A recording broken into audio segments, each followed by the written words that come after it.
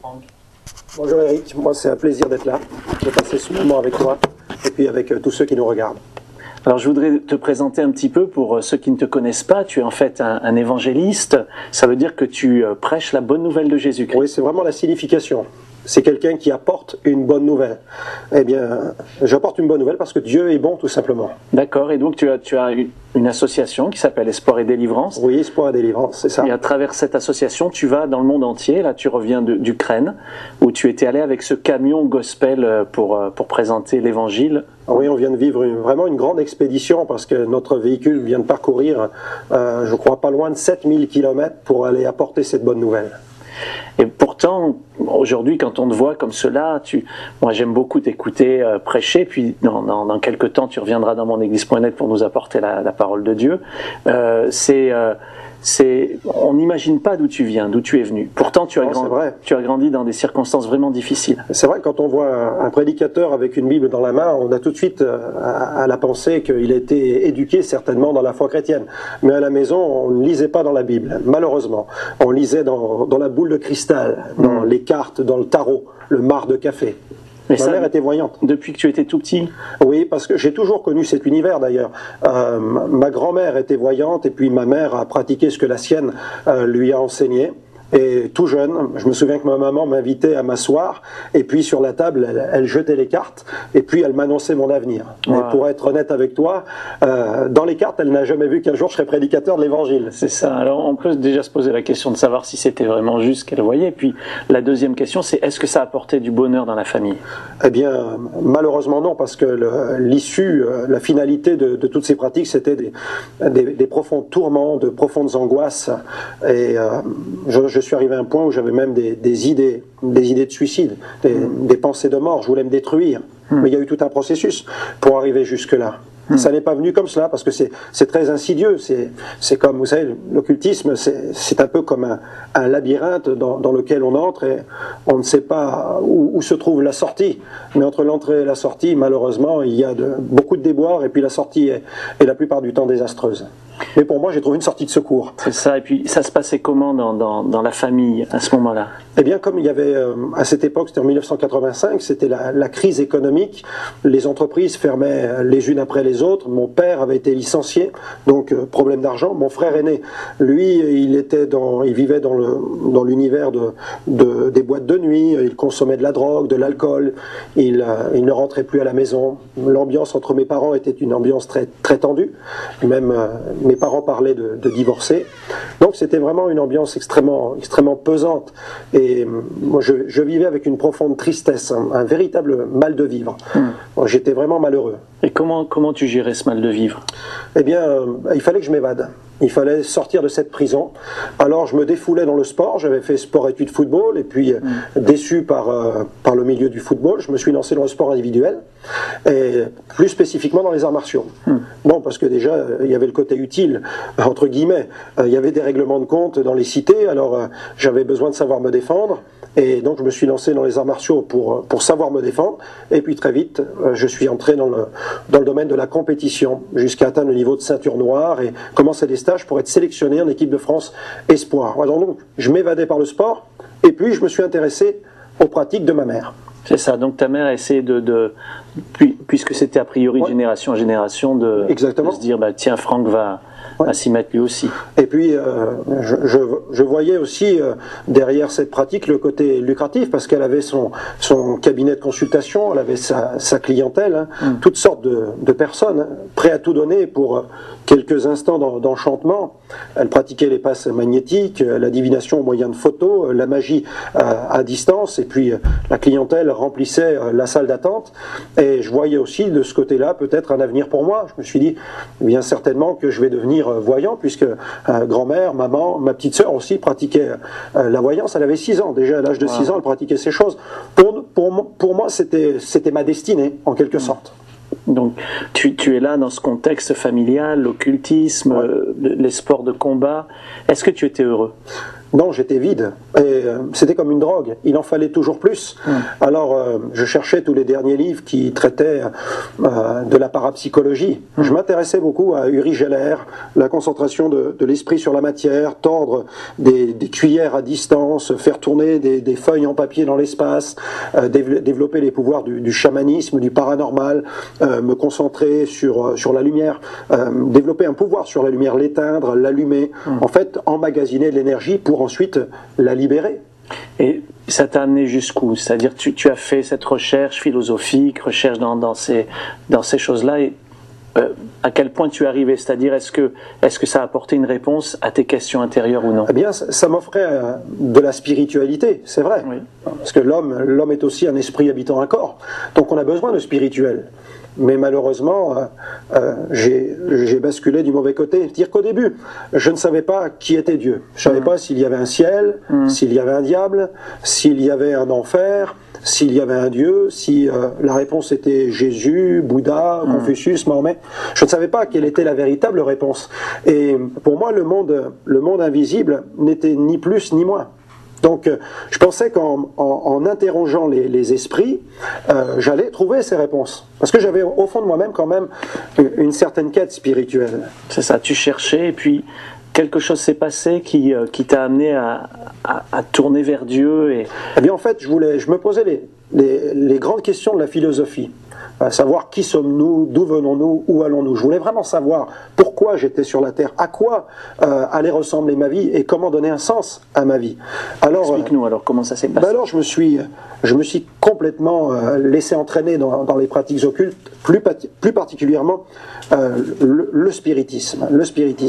Mais malheureusement très vite, j'ai mis mon doigt dans l'engrenage et puis des phénomènes ont commencé à se produire. D'accord. Qu'est-ce qui se passait? Eh bien, l'ambiance à la maison est devenue de plus en plus pesante.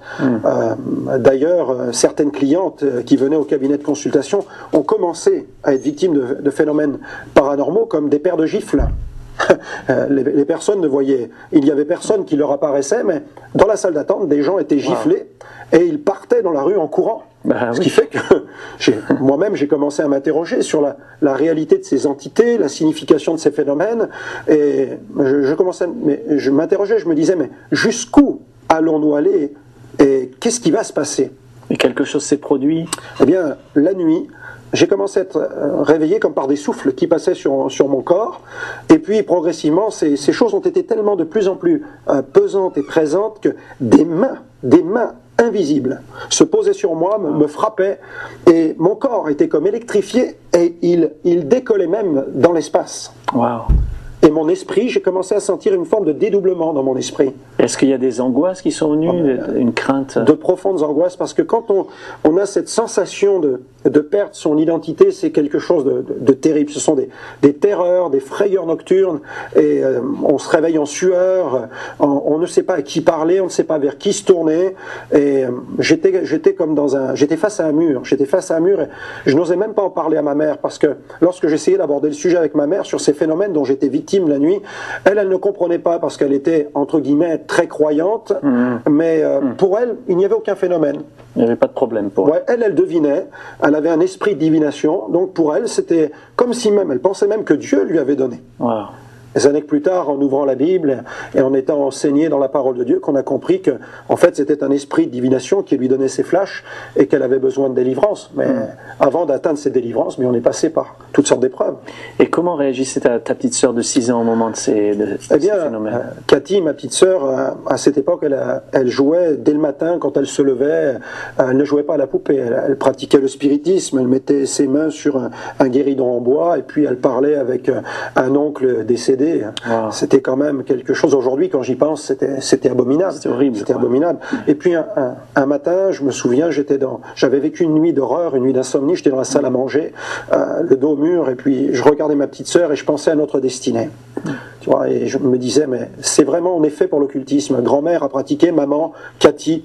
Finalement, s'il y a un Dieu qui existe quelque part, une entité, l'absolu quelque part, certainement qu'il a décidé, il a voulu, eh bien, qu'on soit voué de génération en génération à l'occultisme. Et que tous ces tourments que nous vivons, ça n'est que le revers de la médaille. C'est un peu comme une croix qu'il fallait porter, c'est bizarre.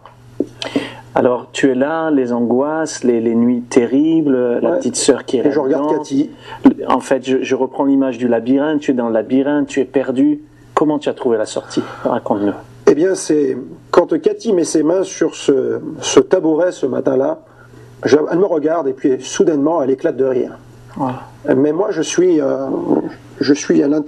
réfléchis en moi-même parce que j'ai vécu un enfer cette nuit-là. Et puis je la vois, et puis soudainement, je vois ce tabouret en chêne qui se dresse sur deux pattes. Wow. Et simplement avec le contact du bout de son doigt. Et elle rit. C'était une scène d'horreur. Et je vois le tabouret qui bascule, toujours en contact avec son doigt, pour se mettre sur les deux autres pattes. Et il commence comme à marcher dans la salle à manger. Alors, mon sang n'a fait qu'un tour. Je pousse un hurlement dans la maison parce que je viens de comprendre quelque chose soudainement. C'est que je n'avais pas encore envisagé que ma sœur soit tourmentée comme moi je l'étais. Et j'ai voulu m'interposer. J'ai crié, j'ai appelé ma mère. Je dis, maman, viens voir, regarde ce qui se passe. Ma mère surgit de la cuisine, elle voit la scène. Et ma mère est fascinée. Mais moi, je suis horrifié. Parce que la nuit, je vis l'enfer. Et je me comporte comme quelqu'un qui veut la sauver. Il faut sauver. Il faut délivrer cet enfant. Alors je me précipite au centre de la salle à manger et j'utilise les armes qui sont à ma portée. Je frappe dans le vide, je tape dans tous les coins de la pièce pour frapper ces puissances invisibles. Et j'utilise le pire des vocabulaires pour les injurier. Et là, je suis victime d'une agression spirituelle. Ce sont comme des souffles qui passent par ma bouche, qui traversent mes entrailles. Et j'ai vécu comme un déchirement à l'intérieur de moi-même, comme un feu brûlant. Et je me suis tué immédiatement parce qu'à ce moment précis, je venais de comprendre quelque chose. C'est que ces puissances avaient autorité sur moi et que je n'avais toujours pas la conviction de l'existence de Dieu. Mais ce jour-là, j'ai su que le diable existe. Je l'ai su. Alors j'étais terrorisé, j'étais désemparé, je ne savais plus quoi faire. Désespéré. Qu'est-ce que tu as fait? Tu as quitté la maison? Alors je me suis enfui. Oui. Je me suis caché dans une pièce de la maison. J'étais prostré. Ce que je venais de vivre était unique, mais c'était incroyable. Et je n'osais même pas en parler à ma mère, de peur que ça revienne une nouvelle fois, qu'on me frappe à nouveau. J'ai vécu ça comme une véritable violation, comme une agression. Et puis, j'ai commencé à en parler à ma mère. Et ma mère ne comprenait pas. Et puis elle avait son cabinet de consultation. Le mari au chômage, et il fallait faire rentrer de l'argent. Alors, elle ne savait pas quoi faire. Et puis, la nuit qui a suivi, eh bien, j'ai vraiment compris que ma sœur allait vivre l'enfer. On a été réveillés par des cris. Nous sommes entrés tous dans la chambre de ma petite sœur. Elle était couchée dans son lit, mais les yeux révulsés. Et puis là, elle criait, elle disait « Maman, regarde !» Je suis dans un cimetière, il y a des morts couchés sur mon lit. Elle était traumatisée. Alors j'ai regardé ma mère, j'ai dit, maman, écoute, il faut arrêter. Il faut arrêter, on a perdu le contrôle de ces choses. Seulement, vous n'aviez aucun moyen de vous en sortir finalement. Aucun moyen. Et qu'est-ce qui s'est passé pour que tu t'en sortes et qu'ensuite ça rejaillisse sur ta famille? J'ai vu mon père qui était impuissant face à cette situation. Mon père qui était un homme dur, un homme qui n'avait peur de personne, mais là, désemparé. C'est la première fois que je voyais mon père incapable de régler un problème. Et puis ma mère ne savait pas quoi dire. Nous sommes allés nous recoucher. Et puis, cette nuit, ces puissances se sont concentrées sur ma personne. Je crois que l'ennemi a compris que je voulais arrêter. Oui. Et puis là, j'étais agressé toute la nuit. Mon corps tremblait. Il était attiré vers le haut. Mon esprit se dédoublait. Et j'étais complètement épuisé, psychologiquement, psychiquement, moralement. C'était vraiment dramatique. Et vers 6 heures du matin, là, j'ai entendu pour la première fois une voix. Et cette voix m'a dit, Franck, il est l'heure, lève-toi, tu as besoin de dormir. Cela faisait des mois que je ne dormais plus. Wow. Alors j'ai obéi à cette voix, comme une petite marionnette. Et la voix me dit, maintenant, va à la fenêtre. Je suis allé à la fenêtre, ouvre la fenêtre, monte sur le bord de la fenêtre, tu vas dormir, tu vas te reposer, Franck, ne t'inquiète pas. Et puis je regardais le béton quelques mètres plus bas. Mes parents dormaient dans la chambre à côté. Ils ne soupçonnaient pas ce qui était en train de se passer dans la chambre de leur fils, qui allait mettre fin à ses jours certainement. Et puis là, prêt à me laisser tomber dans le vide parce que j'ai besoin de repos. J'avais tellement besoin de trouver le sommeil, tellement besoin de me reposer. Je n'avais plus de repos. Que là, il y a comme une autre voix qui a retenti dans ma conscience. Et cette voix m'a dit, Franck, tu vis l'enfer. Je dis, oui, je vis l'enfer. Et il y avait cette autre voix qui combattait, qui me disait, mais allez Franck, laisse-toi tomber dans le vide. Tu vas voir, tu vas te reposer. Et la voix dit, l'autre voix dit, Franck, si tu meurs, ne vas-tu pas emporter avec toi ton enfer? Et elle insiste en disant, ne vas-tu pas en enfer? Et c'est comme si quelqu'un venait de m'ouvrir une fenêtre sur la réalité de l'occultisme. Le voile a été soulevé et j'ai pénétré de l'autre côté. J'ai compris quel était ce plan, ce stratagème. La volonté de cet esprit maléfique, c'était de me détruire. Donc tu avais cette voix qui te disait tu vas vivre l'enfer. Ouais. C'était qui te parlait? Eh bien, cette voix, je crois que c'était la voix de Dieu. La voix de Dieu. La Bible parle de cette voix dans le livre des Proverbes qui est comme une lumière que Dieu allume dans notre conscience. Et Dieu voulait m'interpeller pour me dire ne va pas en enfer. Mais la voix du diable voulait m'y précipiter. Je crois qu'après tu vas rencontrer des gens qui vont t'expliquer davantage cela. Je vais me jeter à genoux, je vais crier vers Dieu, délivre-moi, secours-moi. Et puis mes parents vont entrer dans ma chambre, ne savent plus quoi faire, ils sont vraiment incapables. Et là je m'enfuis de la maison, carrément. Donc tu es là en train de prier, tu quittes la maison. Et qu'est-ce qui se passe? Eh bien, je rencontre des jeunes gens qui distribuent des traités et qui ont organisé des réunions où un pasteur va parler de l'évangile. Wow. Et sur ce traité, il est question d'un chef de gang qui s'appelle Nicky Cruz qui s'est converti.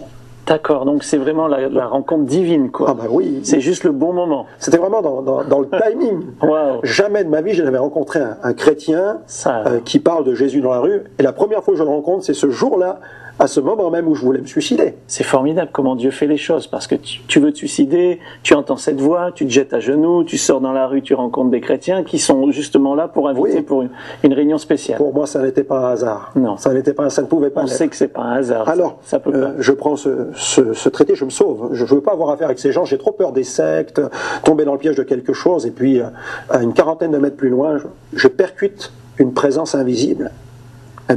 C'est comme un être immense dont les pieds touchent la terre et la tête touche les cieux. Mais pour la première fois, face à cette manifestation surnaturelle, je n'éprouve aucune peur. Wow. Et la prière que j'ai envoyée vers Dieu, vers le ciel, quelques heures plus tôt, revient dans mon cœur un peu comme un boomerang, vous savez, comme une flèche qui revient, et avec une conviction, Dieu a rendez-vous avec ta vie. Alors je fais demi-tour, je vais voir ce chrétien et je lui donne mon curriculum vitae spirituelle. Bonjour, je suis Franck Alexandre, le fils d'une voyante, d'une guérisseuse. Je suis ceinture noire de karaté, j'organise des règlements de compte dans les cités, je me bats souvent. Si mes parents veulent divorcer, mon frère consomme de la drogue, de l'alcool. Ma sœur fait bouger les tabourets. Oui, et puis je veux me suicider. Je dis même, le chien est possédé, la maison est hantée, de la cave au grenier. Je dis, vous avez une solution pour des gens comme nous?